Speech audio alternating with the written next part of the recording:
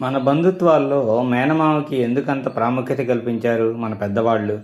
ఈ ఒక్క ప్రశ్నకి సమాధానం చెప్పాలంటే ఒక మనిషి గురించి చెప్పడం కాదు, ఒక వ్యవస్థ గురించి చెప్పాలి.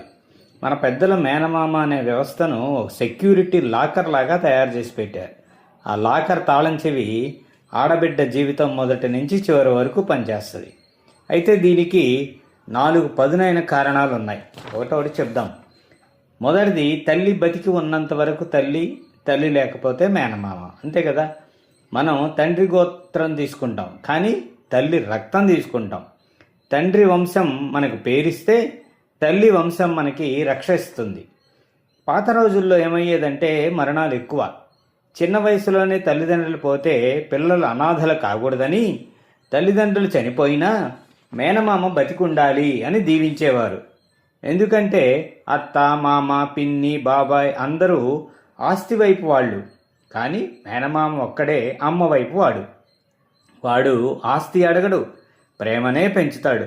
అమ్మ తర్వాత అంత ప్రేమగా ఒరే అని పిలిచే హక్కు వాడికే ఉంటుంది. అందుకే ఓ సామెత పుట్టుకొచ్చింది, తల్లి తర్వాత తల్లి లాంటిది మేనమామ ప్రేమ అని. రెండో కారణం, ప్రతి ముడికి మొదటి ముడి మేనమామే. ఆడపిల్ల కానీ మగపిల్లాడు కానీ వాళ్ళ జీవితంలో మొదటి బట్ట వేసేది మేనమామే.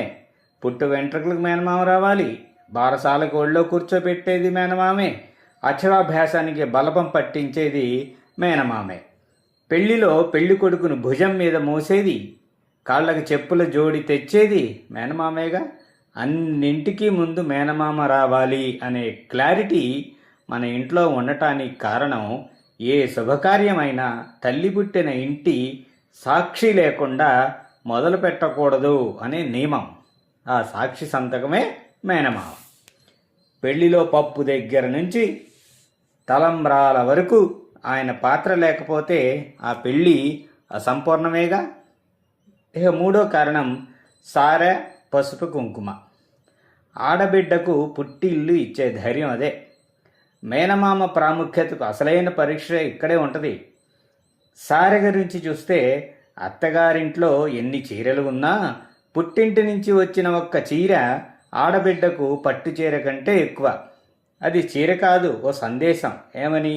నువ్వు అక్కడ ఉన్నా నీకు ఇక్కడ ఒక ఇల్లు ఉంది అని. ఆ సందేశాన్ని మోసుకొచ్చే పోస్ట్ మ్యాన్ ఎవరు? మేనమామే. ఇక పసుపు కుంకుమ గురించి చూస్తే, అత్తగారి ఇంటి పసుపు అలంకారం, పుట్టింటి పసుపు దీవెన అంటారు. నా పసుపు వెలిసిపోలేదు, నా బొట్టు చెదరలేదు అని ఆడబిడ్డ తన పుట్టింటికి చెప్పుకునే భాష ఇది. ఆ దీవెన తెచ్చే పూజారి ఎవరు? మేనమామే. ఇక 4వ కారణం చూస్తే, ఆఖరి చీర. జీవిత వృత్తాన్ని పూర్తి చేసే మనిషి. ఇదే అత్యంత హృదయమైన పదునైన నిజం. మన ఆచారంలో ఒక ముత్తైదు చనిపోతే ఆమెకు కట్టే ఆఖరి చీర పుట్టింటి నుంచే రావాలి. దాన్నే కడసారి చీర లేదా పుట్టింటి సారె అంటారు. ఆ చీర రాకపోతే కర్మ వదలదు, శవాన్ని కూడా కదపరు. బతికినన్నాళ్ళు అత్తగారి పట్టు చీరలు కట్టినా ఆఖరి రోజున పుట్టింటి చీర కట్టి పంపుతారు. ఎందుకంటే ఆమె మొదట ఒక కూతురు, ఆ తర్వాతే కోడలు, భార్య, తల్లి. లోకమంతా అయ్యో వెళ్ళిపోయింది అని ఏడుస్తుంటే ఆ చీర మాత్రం రా తల్లి ఇంటికి రా అని పిలుస్తుంది. పుట్టినప్పుడు పంచెతో మొదలైన మేనమామ బంధం పోయినప్పుడు చీరతో ముగుస్తుంది. ఆఖరి చీర తెచ్చే బాధ్యత కోసమే మేనమామ బతికి ఉండాలని పెద్దలు దీవించారు. మొత్తంగా గనక చూసుకుంటే మేనమామ అనేది ఒక బంధం పేరు కాదు, అది ఒక బాధ్యత పేరు. పుట్టినప్పుడు ఒడిలోకి తీసుకునే బాధ్యత, పెళ్లిలో భుజం మీద మోసే బాధ్యత, పండక్కి సారె మోసుకొచ్చే బాధ్యత, చివరికి కడసారి చీర తెచ్చి తన ఆడబిడ్డను తానే సాగనంపే బాధ్యత. ఈ 4 బాధ్యతలను మోసే మనిషికి ప్రాముఖ్యత ఇవ్వకుండా ఎలా ఉంటాం చెప్పండి? అందుకే మన ఇంట్లో ప్రతి పనికి ముందు మేనమామకు చెప్పండి అని అంటారు.